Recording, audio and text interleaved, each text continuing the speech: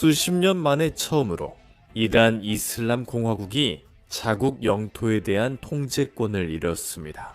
현재 두 개의 주요 국경 도시가 시위대에 의해 함락되었고 보안군이 무기를 버리고 실제로 혁명에 동참했다는 보고가 들어오고 있습니다.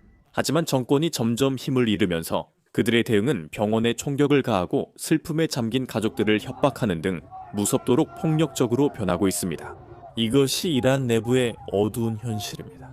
시위를 진압하기 위해서입니다. 1월 초 서부 엘람주에서 가장 폭력적인 진압이 있었습니다. 검증된 영상에는 병원 밖에서 시위가 벌어지는 모습이 담겨 있습니다. 사람들이 구호를 외치기 시작하자 보안군이 총을 쏘기 시작하고 시위대가 도망치면서 연기와 불길이 남겨집니다. 전문가들은 이러한 시위의 진화가 중요하다고 말합니다. 우리는 이제 이란의 거의 모든 주요 도시에서 시위를 목격하고 있습니다. 이것은 사실상 이란의 경제 상황이 이슬람 공화국의 지지 기반에까지 영향을 미치고 있다는 것을 보여줍니다. 이 시위는 경제적 이유로 시작됐습니다. 이런 일들 때문에 시위는 점점 더 격렬해지고 있고 점점 더 많은 도시로 확산되고 있습니다. 1월 6일 기준으로 전국 111개 도시와 마을에서 시위가 기록되었습니다. 또한 12월 28일에 시위가 경제적인 이유로 시작되었다는 점도 중요하게 짚고 넘어가야 합니다. 사람들은 이란 화폐 가치 하락으로 정권의 수출업자들이 도움을 받고 민간 사업체들이 피해를 입는 데 불만을 가졌습니다. 이제 이 시위는 훨씬 더 큰 무언가로 변했습니다. 제가 이렇게 말하는 이유는 일부 도시에서는 심지어 정권의 군대마저도 포기하고 시위대에 합류하고 있기 때문입니다. 첫 번째 도시는 국경 도시 압다난이었습니다. 이 도시는 이란과 이라크의 국경에 위치해 있으며 1월 6일에 이 도시에서 촬영된 영상들이 확인되었습니다. 시위대가 거리에서 행진하고 있는데 원래는 시위대를 막아야 할 경찰관들이 오히려 시위대가 지나갈 때 박수를 치고 손을 흔들고 있습니다. 한번 들어보시죠.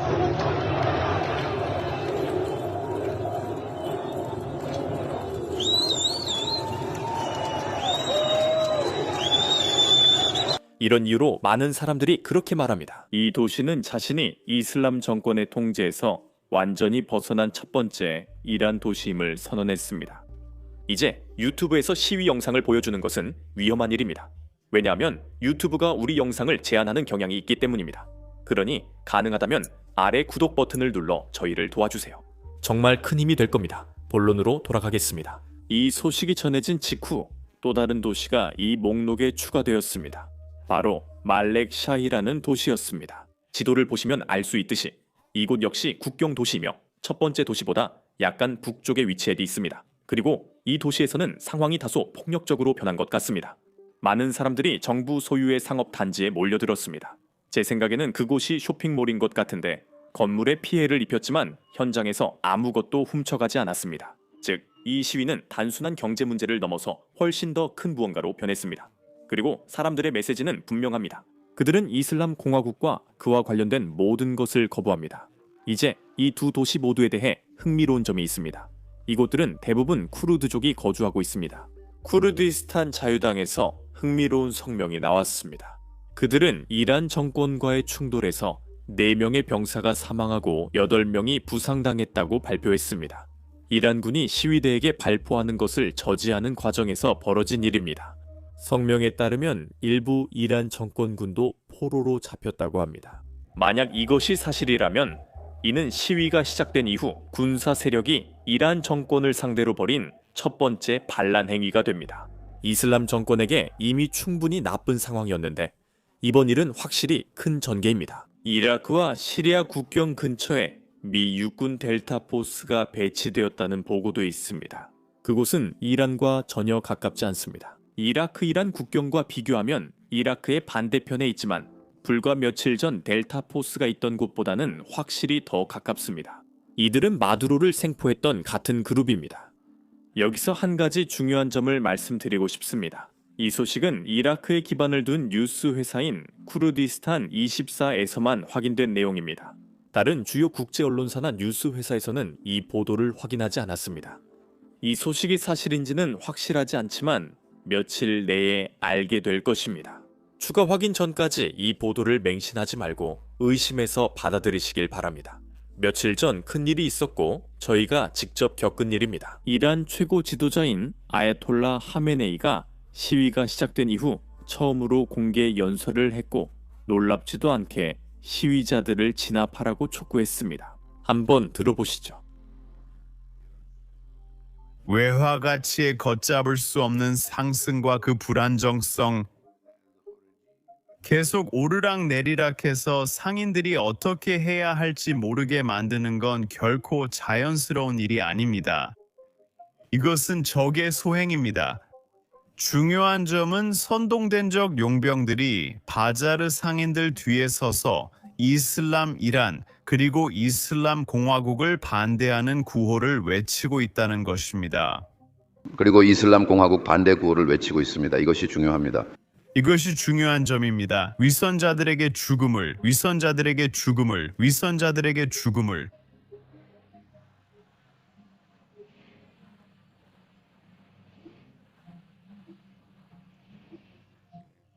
시위는 정당하지만 폭동과는 다릅니다.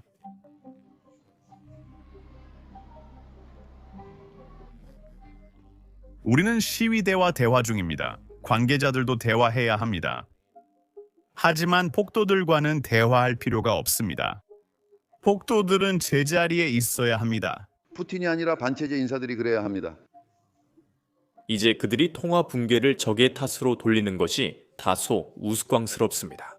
그들이 말하는 적이 미국을 의미하는 것 같지만 실제로는 이란 정부가 자국 통화를 평가절하한 것입니다. 그러니까 이 일에 대해 적이 책임이 있다고 할 수는 없습니다. 제재 때문이라고 탓한다면 모를까 아마 이 영상을 보면 그 핑계를 댈 것 같네요. 하지만 어쨌든 이란 지도부가 서로 의견이 일치하는 것 같지는 않습니다. 왜냐하면 아야톨라가 계속해서 적들을 탓하는 동안 이란 대통령은 자국민들을 문제의 원인으로 지목하고 있기 때문입니다. 그의 연설을 한번 보시죠. 전기, 가스, 물을 10만큼만 아껴도 하루에 90만 배럴이 석유와 가스를 절약할 수 있습니다. 이는 우리나라의 소중한 재산이지만 우리가 낭비하고 있습니다. 우리는 전기와 난방을 불필요하게 많이 사용합니다.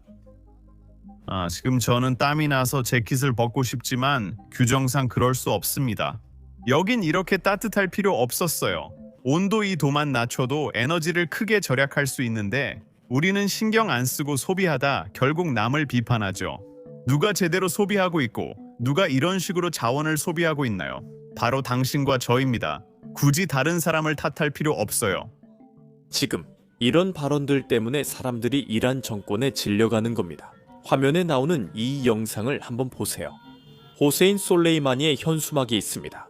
이 사람은 미국 드론에 의해 암살당한 장군이었고 그가 죽었을 때 사람들은 그를 기렸습니다. 그는 신이나 순교자 같은 존재였습니다. 하지만 지금은 같은 사람들이 그의 포스터를 불태웁니다. 왜냐하면 그들은 정권과 관련된 모든 것에 질렸고 평화로운 시위자들이 겪고 있는 공격에도 지쳤기 때문입니다.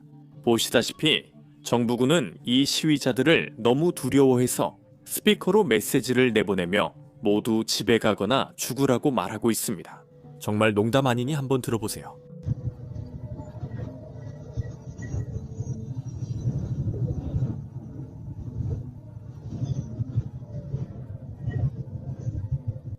지금까지 몇 명이 사망했는지 정확한 숫자를 말하기는 어렵지만 신뢰받는 온라인 보도에 따르면 30명에서 35명 정도가 사망한 것으로 보입니다.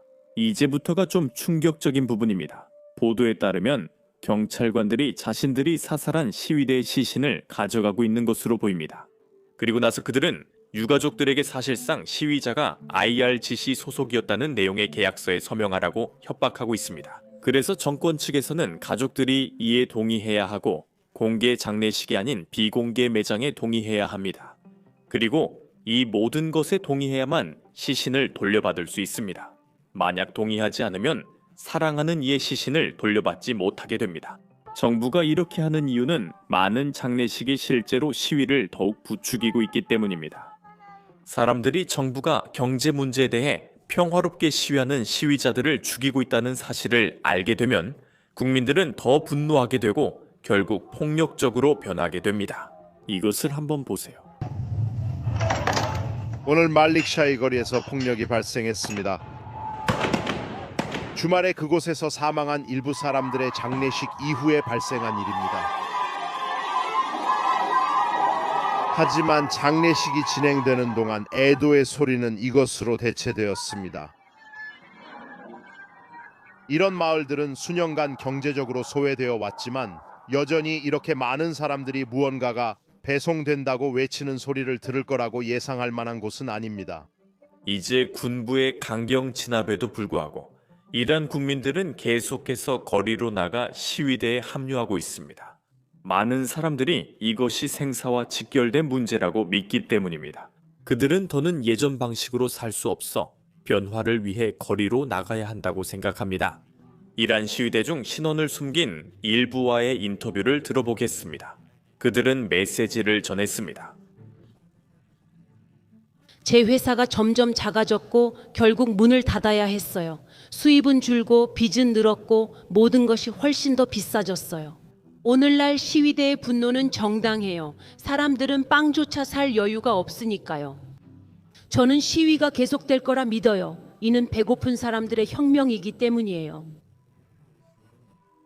이 여성은 두 아이의 어머니예요. 그녀는 아직 테헤란 거리로 나서지 않았어요. 삶과 죽음이 더 이상 구분되지 않을 때 우리가 왜 두려워해야 하죠? 우리는 이 정권에서 배고픔, 인플레이션 그리고 고통밖에 본 것이 없어요. 이 정권은 처음에는 이런 목소리에 귀 기울이고 문제 해결에 돈을 쏟았습니다. 어제 도입된 소액 임시 생계비가 그 예입니다. 하지만 시위에 대한 인내심이 바닥나고 있음을 분명히 했습니다. 오늘 셰퍼드 코드시에서 그 모습이 드러났습니다. 오늘 소식은 여기까지입니다. 저는 샘이고 다음 시간에 뵙겠습니다. 드론 공격 장면을 자주 보여주는 영상은 러시아 군인이나 사람이 다치지 않아도 문제가 있습니다. 이런 영상에서는 유튜브가 보통 저희 영상을 수익 창출 제한하거나 제한을 겁니다. 실제로 지난주에만 유튜브에 따르면 저희 영상 4개가 수익 창출이 제한됐습니다. 드론 공격 장면이나 전선에서 촬영된 영상도 광고주 친화적이지 않아 영상들이 제한됩니다. 하지만 이것이 현대 전쟁의 현실이고 우크라이나인들이 싸우며 살아남으려 하는 전쟁입니다. 그래서 저희는 이를 다루는 것이 중요하다고 믿으며 직접 만든 플랫폼 비즈니스 베이직스를 시작했습니다. 처음부터 제작에 제한이 없습니다. 저희는 드론 공격 영상을 흐리게 처리할 필요도 없고 최전선 영상도 흐리게 처리할 필요가 없습니다. 러시아 공군 기지가 파괴되는 장면도 마찬가지입니다. 게다가 저희 사이트에는 광고도 전혀 없습니다. 이렇게 하면 광고주불만 해도 저희가 자체 검열하지 않아도 됩니다. 저희 사이트는 광고가 아닌 여러분 후원으로 운영됩니다. 그래서 이런 보도에 관심이 있으신 분이라면 그리고 저희 영상을 검열 없이 보고 유튜브에는 올릴 수 없는 보너스 콘텐츠도 보고 싶으시다면 꼭 basicsinsider.com에 가입해주세요. 설명란의 링크를 클릭하시거나 화면에 보이는 QR코드를 스캔하실 수도 있습니다. 가입하시면 저희가 이미 업로드한 모든 콘텐츠와 앞으로 업로드할 모든 영상을 시청하실 수 있습니다. 여러분의 가입이 저희 취재와 채널에 큰 힘이 됩니다. 감사합니다. 저는 샘이고 다음 영상에서 뵙겠습니다.